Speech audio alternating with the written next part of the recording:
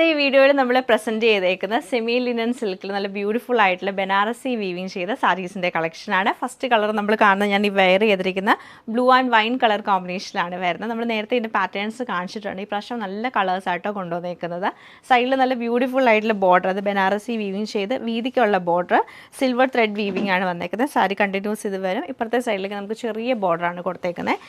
Blouse piece വരുമ്പോഴത്തേക്ക് നല്ല വീതിക്ക് ബോർഡറിന്റെ same കളറിൽ വീതിക്കാണ് നമുക്ക് ആ ഒരു എംബ്രോയിഡറി പാറ്റേൺ വരുന്നത്. വൈൻ കളറിലാണ്.